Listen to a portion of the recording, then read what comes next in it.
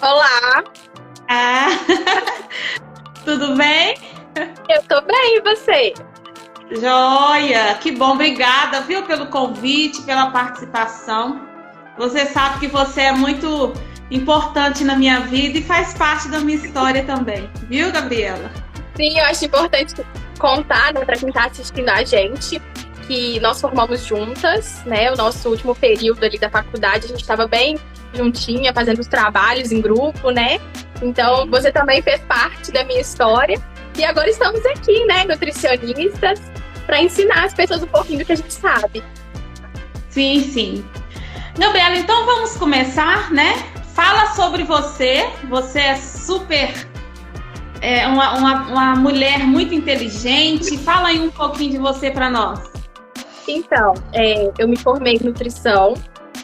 Juntamente com a graduação de nutrição, eu cursei a gastronomia.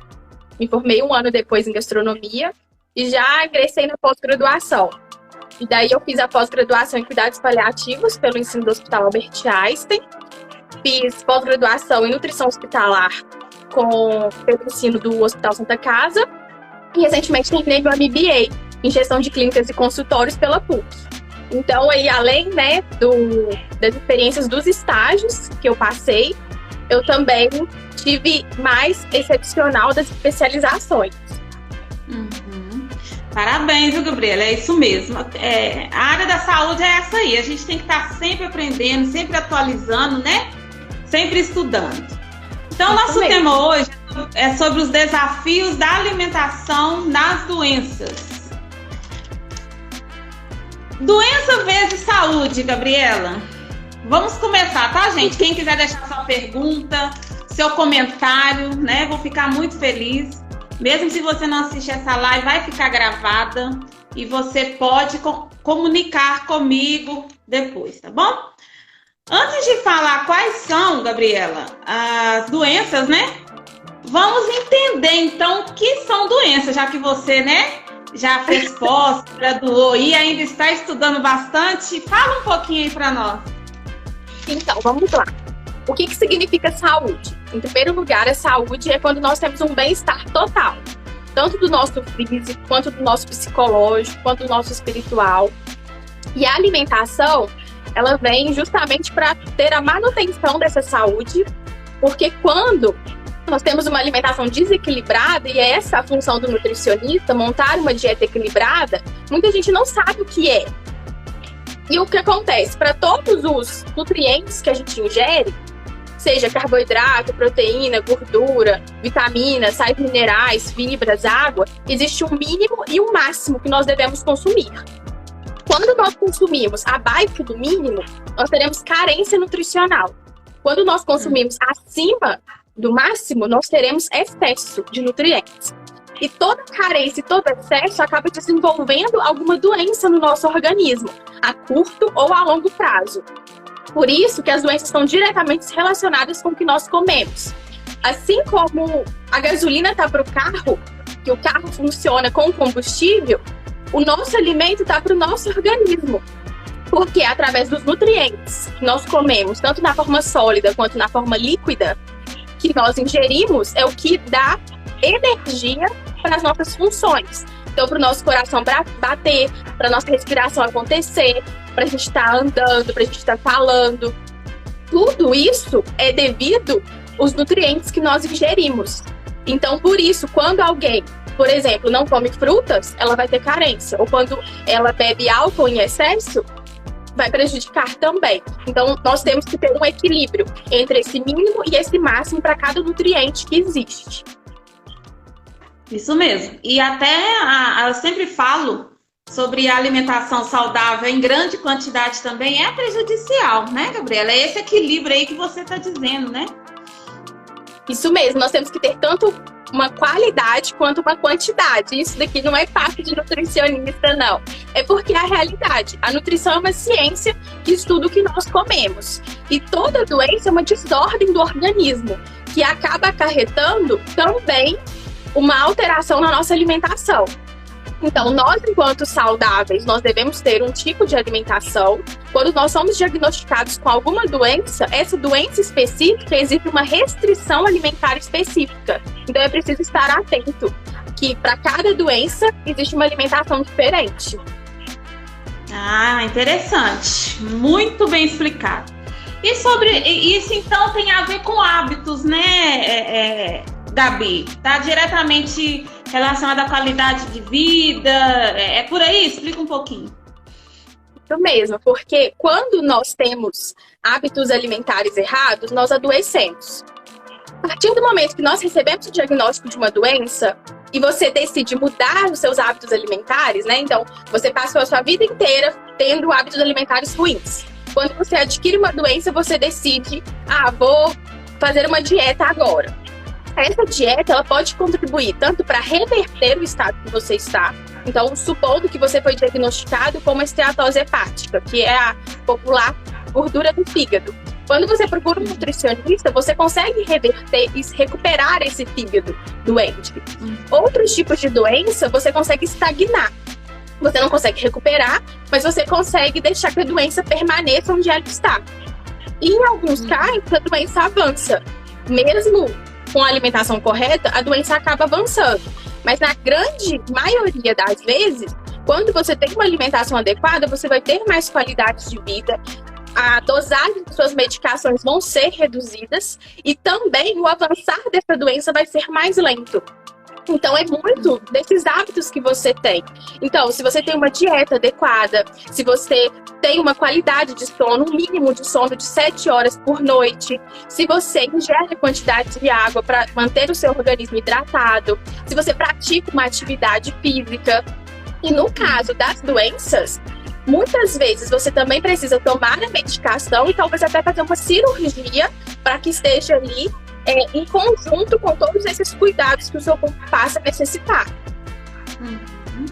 É isso mesmo. Inclusive, eu já acompanhei vários debates e como eu trabalho no hospital, Gabriel, alguns farmacêuticos, um abraço a todos os farmacêuticos, né?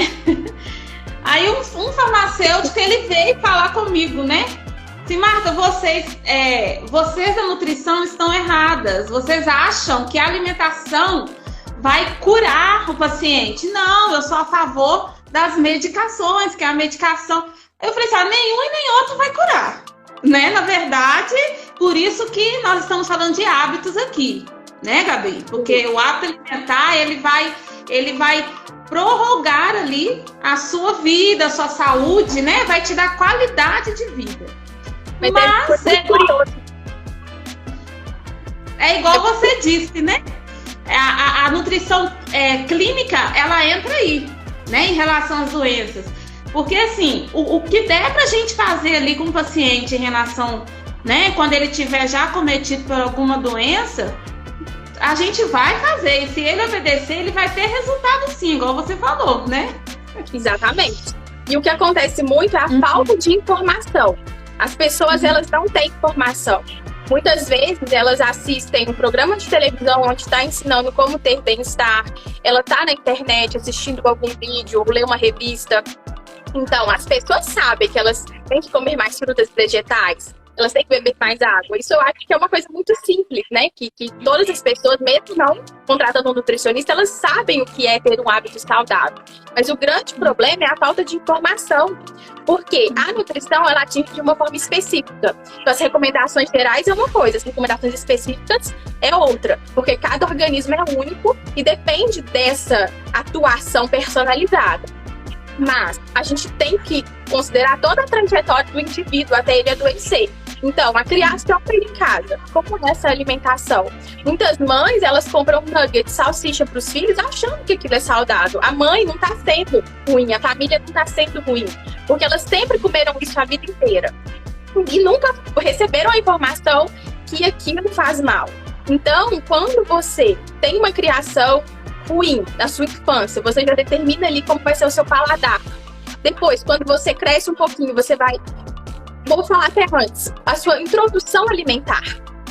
Quando você está ali com a sua mãe te dando atenção, depois quando você vai para a escola e você tem o recreio. Então, assim, tudo gira em torno da alimentação. Então, as pessoas que você convive, quando você vê o outro comendo, né? Quando você tá lá, quando inicia a sua introdução alimentar, quando você vê o que está na mesa da sua família, você, consequentemente, vai passar a ter os mesmos hábitos que a sua família.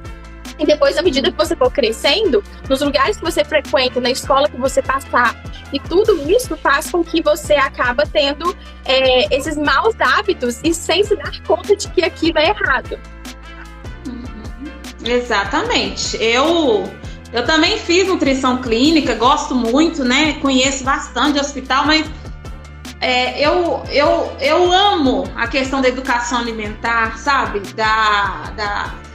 Das pessoas entenderem, porque igual eu fiz um videozinho lá no Shorts e deu até o que falar, porque eu falei lá, né, que o primeiro passo do emagrecimento é você saber.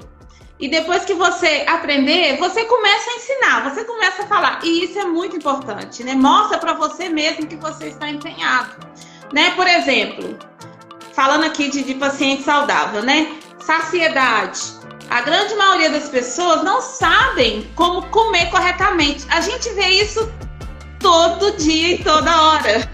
A ponto, Gabriela, das pessoas chegarem perto de nós, né? E falar, Marta, eu tô engordando, mas eu não sei por que eu não como direito. Eu falo isso direto, né? E aí eu vou explicar, vou fazer umas continhas, não é? É todo um processo, mas as pessoas precisam saber, né? Fala um pouquinho para nós dessa saciedade aí do paciente saudável. Da saciedade? Isso. Bom, sobre a saciedade é importante a gente ter uma noção diferencial, o que é fome emocional, o que é fome física de fato, né? Porque muitas vezes quando a gente vai comendo, a gente acaba comendo rápido, muitas vezes. E isso tem uma influência direta com os fast foods, com esses alimentos que são mais rápidos, né, que facilitam a nossa vida. Mas muitas vezes, quando nós estamos tendo uma alimentação numa mesa, numa refeição tradicional, as pessoas acabam comendo muito rápido. E quando você faz isso, você não dá tempo do seu cérebro ser informado que o alimento chegou. Então, quando você tá lá comendo, o ideal é que você mastigue ou que você fique ali naquela mesa consumindo aquela refeição por pelo menos 15 minutos, que é o tempo da comida bater no estômago, digamos assim, e da informação chegar no cérebro de que você está saciado.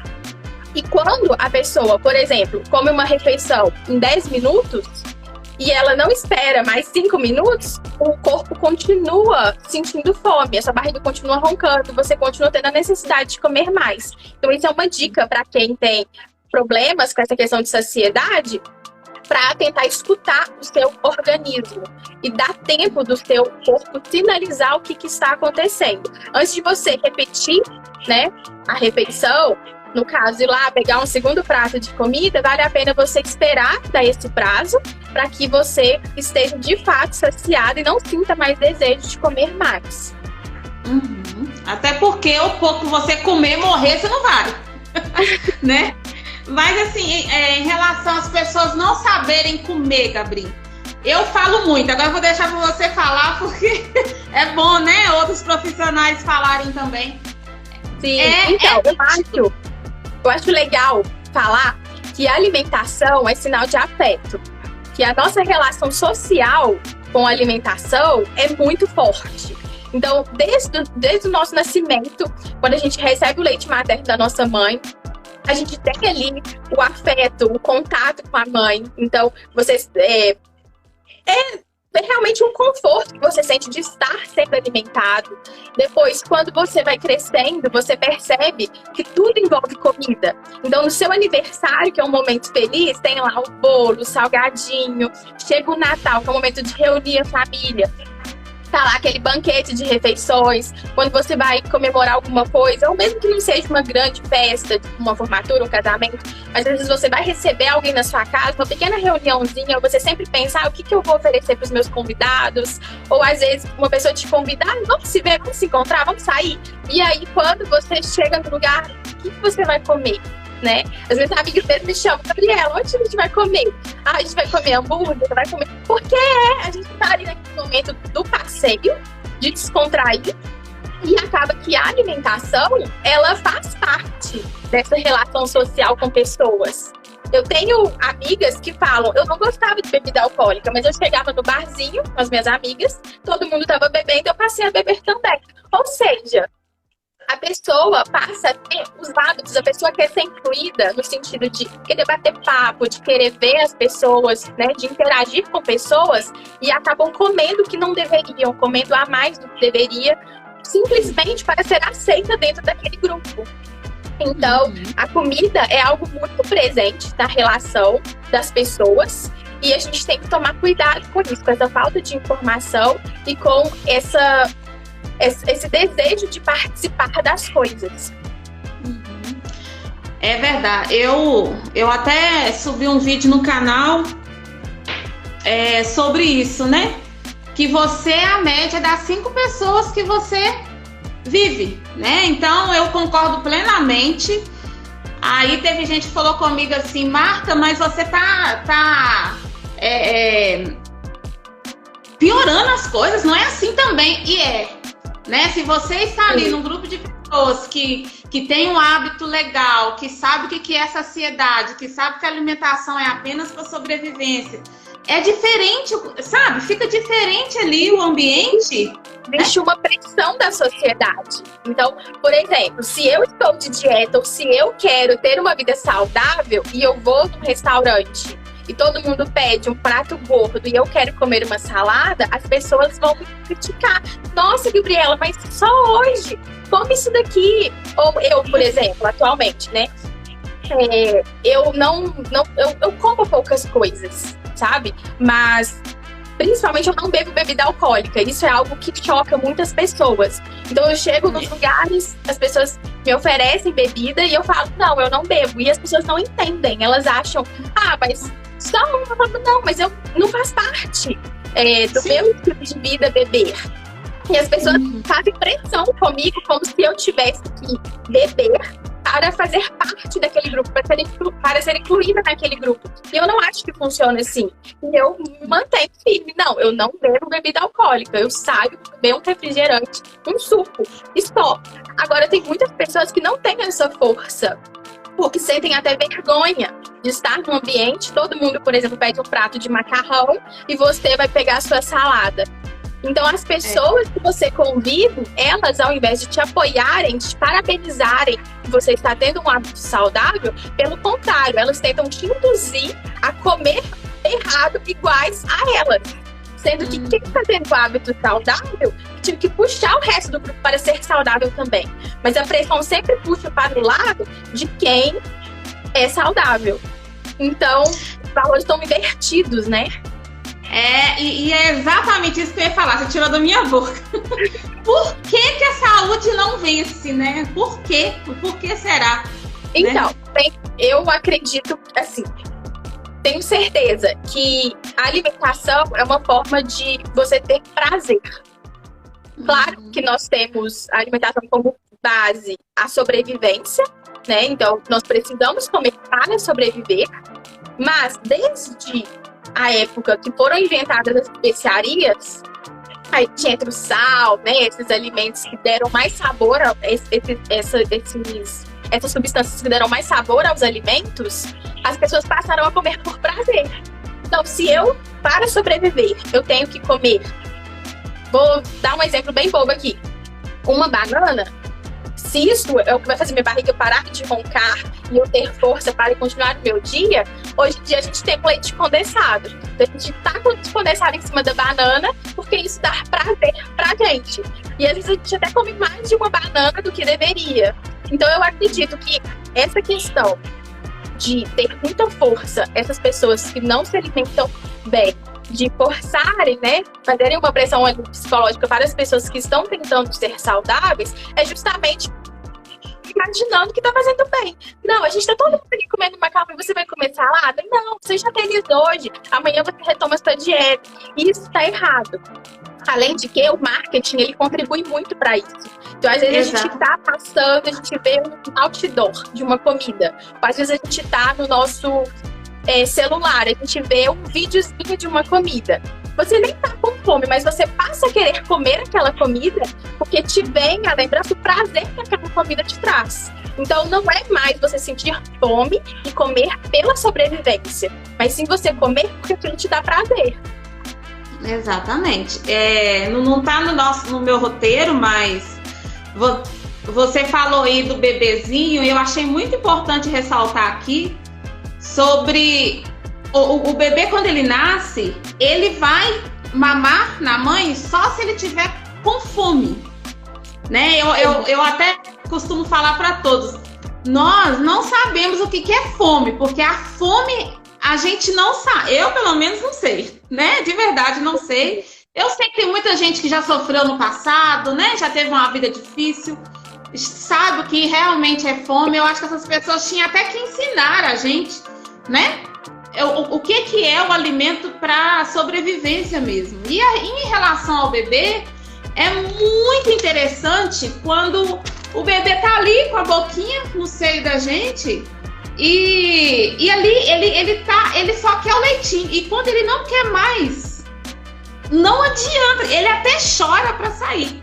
Quer dizer, por que a gente vai aprender nisso ao longo do tempo, né? É chato isso, né, Gabi? Na primeira infância também. A criancinha, eu tenho algumas pacientes que chegam com seus filhinhos e preocupados, né, que o filho não tá comendo. Aí eu explico, não, a criança tem um mecanismo de fome e saciedade. Você pode respeitar, que é a quantidade limite, né? Depois, não sei explicar porquê, mas com certeza existe um motivo. E quando a gente vai amadurecendo, a gente começa a receber essas outras influências que acabam tirando a gente, né, do que realmente deveria ser natural. Pois é. Então, aí o peso e a saúde, né? E aí a pessoa, não, eu não tô gorda, eu não tô acima do peso nem nada, então eu vou aproveitar. Claro que não, né? Curiosa. Porque tem gente que está acima do peso, está super saudável. Você recebe um paciente que está com sobrepeso e a pessoa está com os exames todos em dia, está com a disposição lá em cima.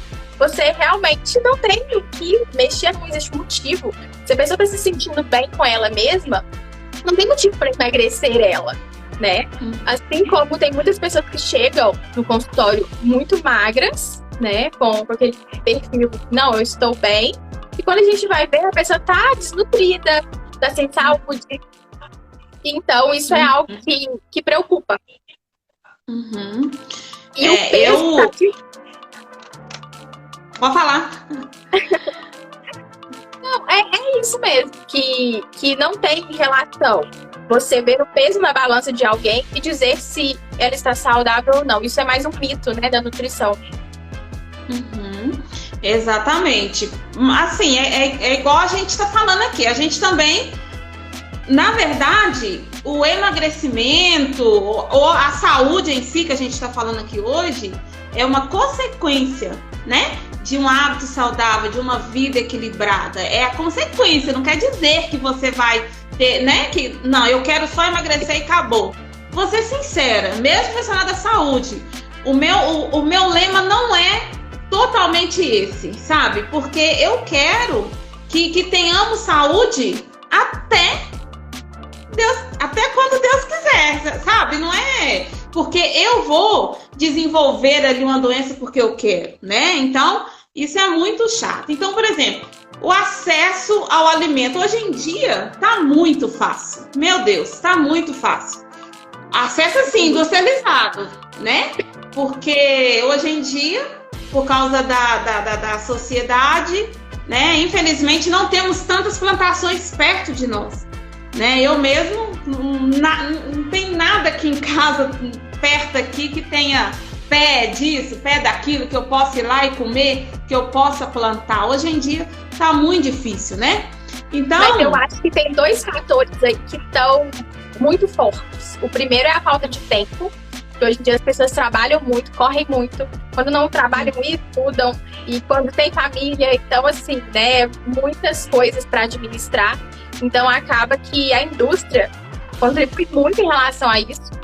Para que você vai comprar um tomate, cozinhar esse tomate, colocar tempero, bater no liquidificador, se você pode comprar um saquinho de molho de tomate pronto? Por que você vai comprar espiga de milho, cozinhar, cortar, você já compra o milho enlatado? Então, hoje em dia está muito facilitado.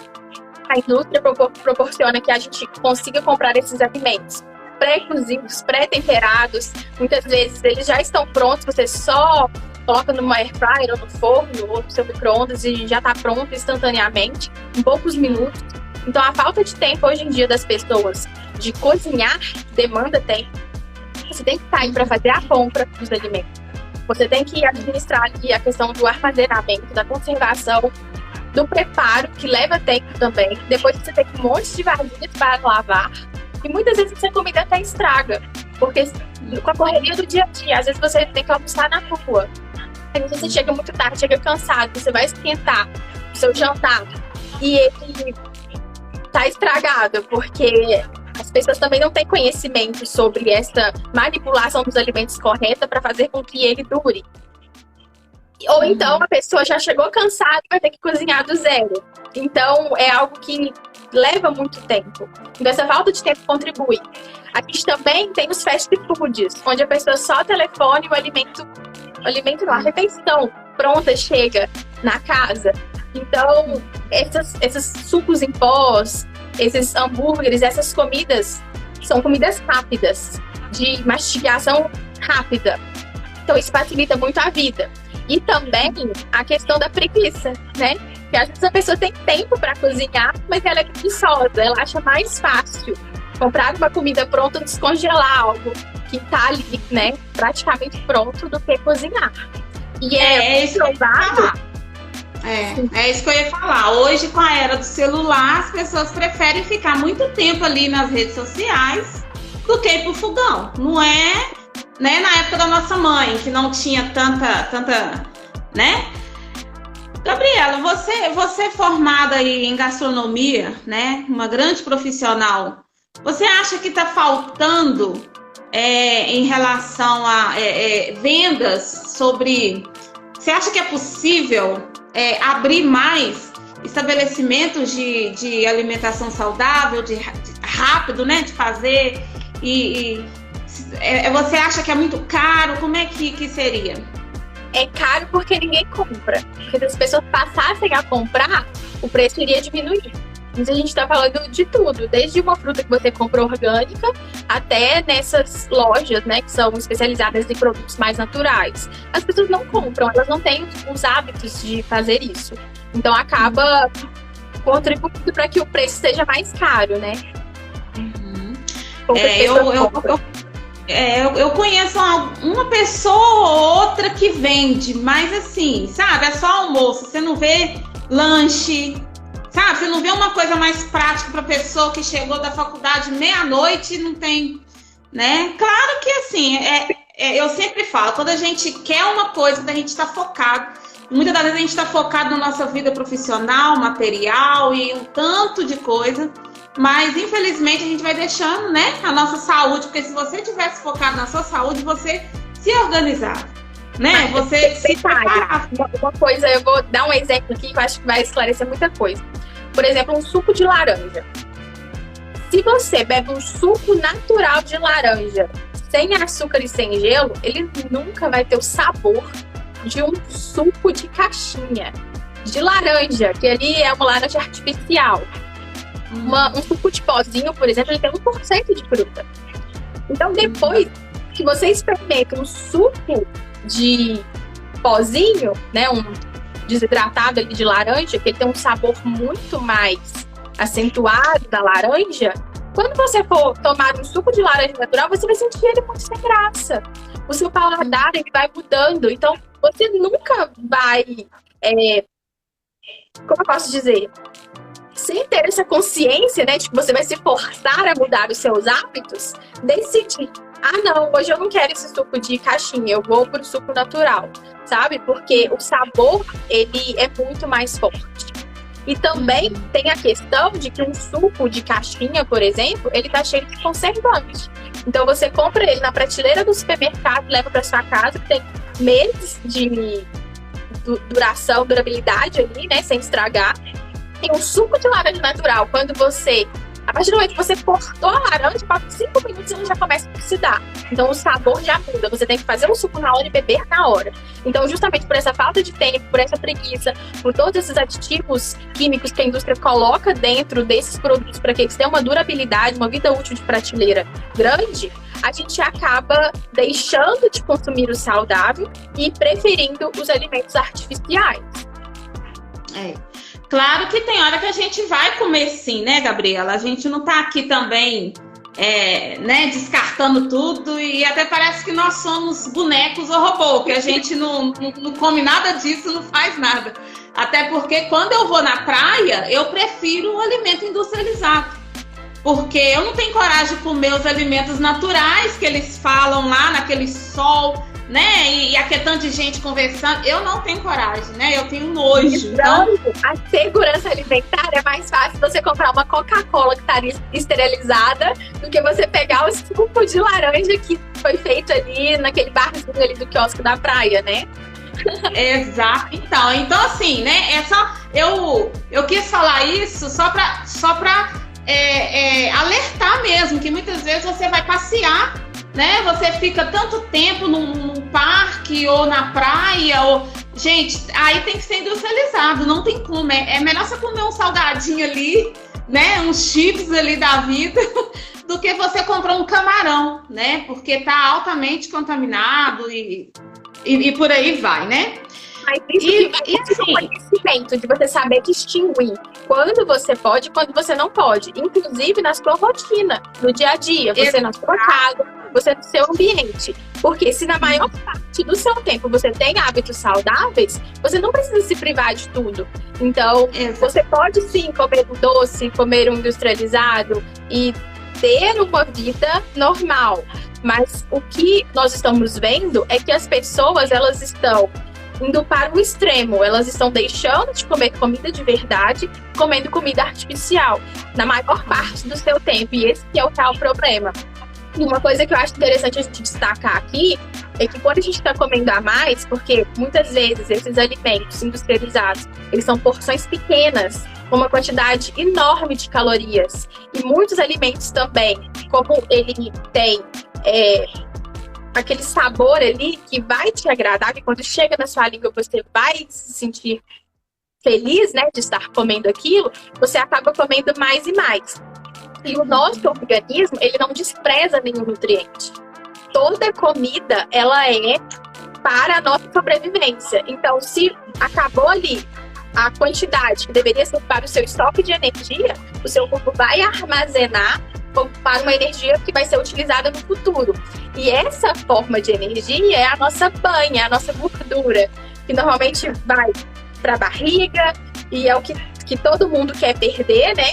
Mas também vai para o nosso rosto, para o nosso braço, para nossas costas, para as nossas coxas. Então essa gordura que fica distribuída no nosso corpo nada mais é do que o excesso de comida que nós comemos e o nosso corpo não vai eliminar pela urina, ele não vai excretar pelas fezes, ele vai guardar para ser utilizado mais tarde. Então esse é o grande perigo e é o que faz as pessoas engordarem sem terem noção. Porque um alimento ele pode ter um volume pequeno, que você nem tá tendo uma saciedade dele ali, mas ele tem uma quantidade calórica muito grande que vai te fazer engordar. Exatamente. Para quem não te conhece, você é formada em gastronomia também. E vou perguntar de novo para a gente explicar da melhor forma. Então, tem como fazer uns pratos ali rápido, né? De lanche, almoço, e a pessoa se sente bem e dá até para carregar, né? Ali durante o dia, numa bolsa térmica, né? Fala pra mim como lanchinho. Fala pelo menos um lanchinho para nós aí, Gabi. Lanchinhos a gente pode pensar em frutas, em barrinhas de cereais, que é fácil de transportar. Mas o que eu tinha falado anteriormente é que o grande problema é que as pessoas não sabem como armazenar da maneira correta. Para os meus pacientes, eu sempre explico que eles podem cozinhar uma vez na semana. Então, por exemplo, tira ali 3 horas do seu domingo para cozinhar e você vai montar marmitas fitness para você comer ao longo da semana. É mais fácil de visualizar as grandes refeições, né? Então, o almoço e o jantar. Mas isso é possível ser feito também com as pequenas refeições. Para elas, tem que ter um planejamento muito grande de montar uma lista de compras, de ir ao mercado, de conseguir calcular qual é a quantidade para cada dia e por quantos dias você precisa, supondo que você vai ao supermercado a cada 15 dias. Ou você vai ao sacolão uma vez por semana. Se chegar o horário de você comer uma maçã e você não tem maçã na sua geladeira da sua casa, ou você está na rua e não está carregando a maçã, você não vai parar o que você está fazendo e ir lá no sacolão comprar uma maçã. Isso não vai acontecer. Então, você precisa se planejar antes, de ter uma lista de compras, de saber exatamente o que você vai comer, para não faltar e também não ter desperdício, né?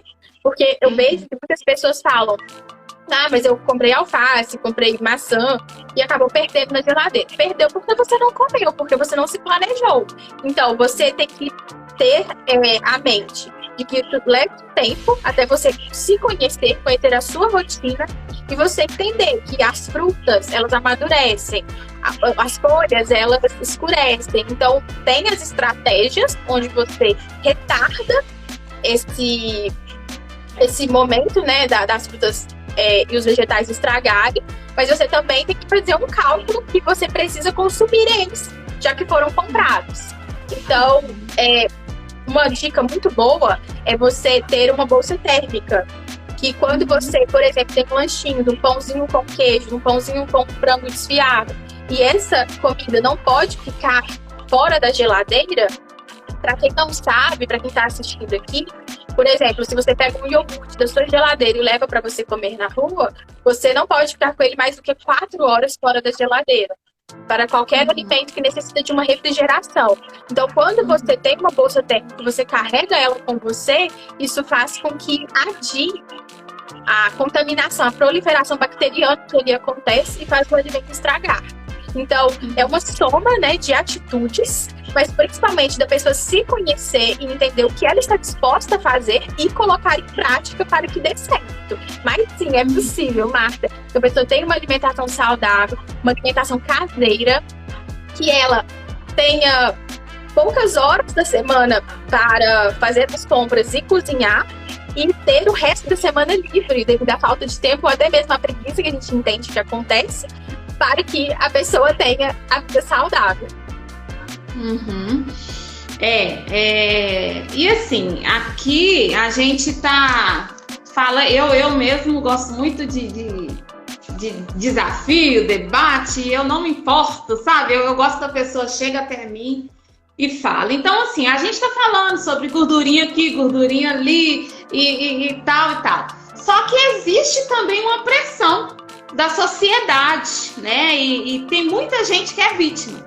Existe um outro lado das pessoas que elas são extremamente certinhas, até muito mais do que a gente que tá aí, né? Que sabe tudo aí, um tanto de coisa. E tem gente que, assim, e come altamente regrado, mas aí quando você vai ver o porquê que elas são tão neuras também, né? Não é saúde, é estética. E aí? O que acontece? A maioria dos meus pacientes que chegam para mim, eles querem emagrecer ou aumentar o músculo. Nunca vem porque tá necessitando de melhora da saúde, de prevenção de uma doença, sabe? De uma alteração no exame. A maioria das pessoas vem por emagrecimento e outra parte vem para aumentar o músculo do corpo, né? A musculatura. Então, acaba que a estética fala muito mais alto do que a própria saúde. Isso é algo que a gente tem que ficar em alerta, né? Porque a gente até pode emagrecer. Por exemplo, o paciente veio com a intenção de emagrecimento. Eu vou lá, dou o que ele quer, que é a perda das calorias, mas eu também estou cuidando das outras áreas, né? E dando aquela educação nutricional para que a pessoa tenha conscientização. E eu acho que é interessante colocar esse adicional de que as escolas, elas não ensinam educação nutricional. Em vários países se tem aulas de nutrição na escola. E aqui no Brasil, as pessoas não têm essa consciência. Então, as pessoas acabam sempre buscando a estética por conta justamente dessa pressão social e deixando a saúde de lado. Exatamente. E também tem um outro lado onde o paciente não quer. Eu até subi um outro vídeo no canal essa semana, não me lembro. Eu não quero emagrecer. E daí, sabe? Seja feliz, sabe assim? E aí, quer dizer, você é obrigado a emagrecer, você é obrigado a ter mudança, Gabriela? É assim mesmo que a gente faz? Não, eu costumo falar, não com pacientes, mas com amigos, que eu vejo tendo hábitos errados. Por exemplo, a pessoa tá... fugir um pouco da estética. A pessoa não bebe água. Aí eu falo pra ela assim, mas você tá disposto a fazer uma hemodiálise? Aí a pessoa assusta. É porque eu confronto a pessoa, eu falo assim, olha, tudo bem, mas não beber água é mais importante para você do que fazer uma hemodiálise, ter uma doença renal no seu futuro, porque é esse caminho que você vai percorrer. Aí a pessoa começa a fazer uma reflexão. Ou então a pessoa quer, por exemplo, usar um biquíni na praia, né? Usar um biquíni. Mas a pessoa não para de comer, não para de tomar bebida alcoólica. Aí eu falo, você está disposto a parar de ter esses hábitos ruins para que você use o seu biquíni? Porque senão, você continua comendo, continua sendo feliz. Se o prazer de você comer, de você beber bebida alcoólica for maior do que usar um biquíni na praia, tá tudo bem. Então a gente tem que considerar em primeiro lugar a saúde, mas até mesmo quando a própria pessoa não quer ser saudável, a gente tem que respeitar, a gente não tem que obrigar a pessoa a fazer nada. Eu mostro para ela as opções, eu falo assim, o que te dá mais prazer? Você abre mão disso para ter isso? Se não, seja feliz e assuma as consequências dos seus atos, porque eles virão. Porque nós somos tão frágeis, né? É igual eu sempre falo, eu trabalho no hospital e eu vejo, e eu também, né? Gente, quando você cai de cama ou você tem uma doença, acabou. Sabe? Eu até costumo falar que a nossa saúde é o nosso patrimônio. Não adianta você ter um tanto de dinheiro, não adianta, Gabriela. Sabe? Você precisa... Se as pessoas entendessem que a nossa saúde é o nosso patrimônio... As pessoas, elas querem ter tudo, e você não tem como ter tudo. Acontece dois casos. Ou quando a pessoa sente uma dor, passa mal e vai correndo para o hospital, são aqueles casos agudos. Aí, porque aquilo que eu falei no início, todo mundo sabe quais são os hábitos saudáveis, todo mundo sabe que você tem que diminuir o álcool, que você tem que beber mais água, que você tem que dormir, que você tem que fazer uma atividade física, todo mundo sabe. Mas as pessoas, elas somente levam susto quando elas chegam no hospital, né? Quando elas recebem um diagnóstico, quando elas passam um aperto de estar ali internadas. Então, ou essa pessoa tem um caso agudo de alguma doença e logo depois ela fica bem, ou então ela descobre que ela tem uma doença crônica, que é uma doença que não tem como reverter, vai acompanhar ela pro resto da vida. E então tem as pessoas que resolvem mudar de vida quando elas levam esse susto. Então, por exemplo, tá passando mal, chegou no hospital, descobriu que tem diabetes, né? A glicemia tá alterada, foi diagnosticado com diabetes.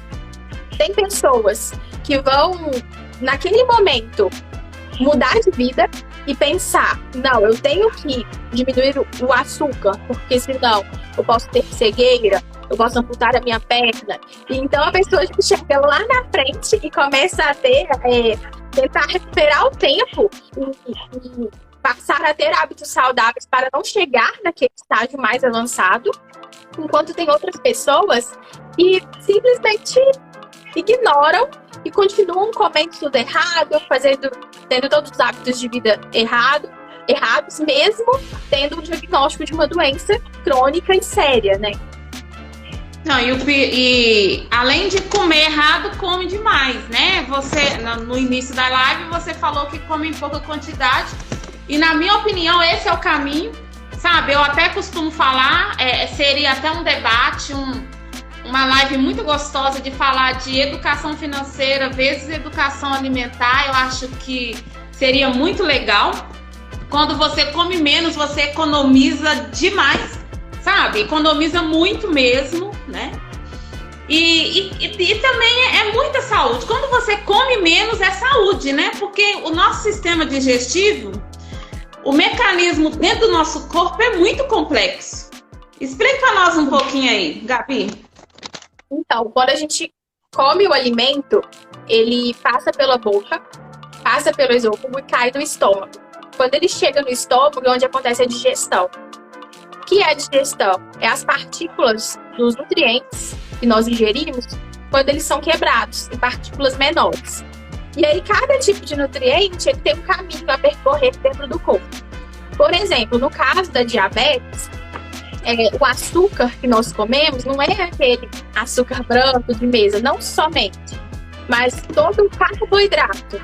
Então, fruta é carboidrato, vegetais são carboidratos. E as pessoas acham que açúcar é só aquele chocolate, né? É só aquele pão doce. E não é assim. Arroz é carboidrato, macarrão é carboidrato. E todos esses alimentos, quando eles chegam no nosso estômago, a gente tem, né, uma parte de trituração com os dentes e também de enzimas na nossa boca que já iniciam a digestão ali. Mas quando elas chegam no estômago, é onde acontece a digestão tanto mecânica quanto química, né? O nosso estômago ele é ácido, que faz com que esse carboidrato se quebre em partículas menores, que são a glicose. É glicose? Glicólise, que é a quebra, né? Não, as partículas menores do carboidrato. Eu posso dizer que é glicose mesmo, né? Que vai para a corrente sanguínea e ali nós fazemos o exame de glicemia. E a proteína vira aminoácidos, as gorduras viram ácidos graxos. Isso aqui a gente está falando a nível do mecanismo do nosso corpo mesmo, né? Então, o nosso corpo, ele tem esse mecanismo muito complexo, tudo funciona muito bem. Então, no caso da diabetes, né, como eu estou citando todo esse caminho que faz, quando chega na corrente sanguínea, essa glicose, ela é distribuída para o nosso corpo, ela é distribuída para os nossos órgãos, ela é distribuída para os nossos tecidos. Então, a gente tem que ficar atento a isso, que tudo que a gente come, o nosso corpo não despreza. Exatamente. É igual essa semana o paciente me perguntou, Marta, eu não consigo largar nada disso. E eu tenho diabetes, eu tenho pressão alta e tem gente que faz brincadeiras, que acha interessante, né? Que é uma piada. E aí também, já que você quer sorrir, nós vamos sorrir também. Agora, a única coisa que eu vou te falar, coma menos. Tudo que você comer, coma menos. Gabriela, eu vim tratando ele assim, desse jeito. E não é que deu certo, sabe? Não precisa de tanta neura, mas se você comer menos, já é o primeiro passo ali, né? Para você evitar aí várias doenças. Se você já está enfermo, ajuda você a recuperar, né? E claro, um exercício físico, né? Agora, como a gente estava falando sobre a questão das pessoas, né, que recebem o diagnóstico, algumas resolvem mudar de vida imediatamente e outras acabam adiando, as pessoas que resolvem mudar de vida, muitas vezes, elas não conseguem. Elas querem, então o psicológico delas querem, mas elas não têm força para fazer de fato. Então, por exemplo, esse exemplo aí de comer menos. Muitas vezes a pessoa sabe que ela precisa comer menos, ela quer comer menos, mas ela não consegue comer. Então, isso é algo que tem que ser levado em consideração para ajudar, né? Outras pessoas, elas querem mudar os hábitos, mas a sociedade acaba interferindo. Então, aquele exemplo que eu dei, de a pessoa estar de dieta, mas quando ela está em casa, a família está fritando uma coxinha, está assando uma carne. Então, por mais que a pessoa queira evitar de comer aquilo, mas ela está sentindo o cheiro. E ela está na casa e as outras pessoas estão comendo na frente dela. Então, isso acaba prejudicando. Então, é legal que a sua família toda te apoie. Assim que você foi diagnosticado com uma doença e você necessita de uma restrição alimentar, é legal que aqueles alimentos que você não pode consumir não entrem mais na sua casa. Que as pessoas que estejam à sua volta comam a mesma coisa que você. Isso é uma forma de apoiar. E tem também aqueles pacientes que eles não querem seguir a dieta, não querem mudar os hábitos de vida, mas a família obriga, né? Então, isso acontece o oposto também. Inclusive a maioria das mamães, né? Um beijo a todas as mamães, eu também sou mamãe, mas a gente tem uma coisa de ficar com dó do filho que é terrível, Gabriela, sabe? Tadinho, sabe? E esse tadinho vai ser depois, né?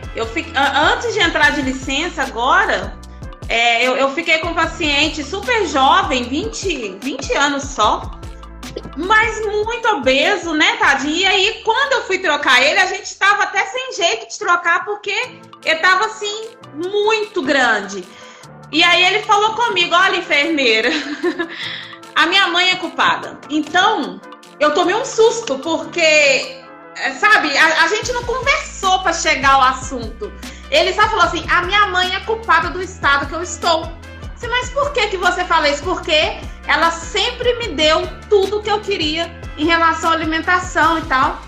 E assim, não adianta ficar com dó do seu filhinho, porque depois ele vai te culpar. E realmente, nós mães, você não é mãe ainda, mas você, né, tem experiência de ver tantas as mães, e a culpa é nossa. A culpa é da mulher, a culpa, infelizmente, né, é da mãe da família ali, e depois o seu filho vai te culpar. Então, já vou deixar bem claro, não precisa ficar com dó. Né, Gabi? Não, a família não tem disso, não. Mas a família, né, tem um papel muito importante, porque ela convive com esse doente. Principalmente quando a doença vai avançando, essa família, ela tá muito presente. Então, ela vai vendo todo o sofrimento, né, que a doença traz. Quando a gente fala de alimentação, é apenas um dos pilares. Tem muitas outras coisas por trás, né, do avançar com a doença. E a gente, aqui na nossa sociedade, a gente tem um senso comum de que se você comer, você melhora. Porque até o momento a gente está falando sobre as pessoas que precisam comer menos e elas querem comer em excesso.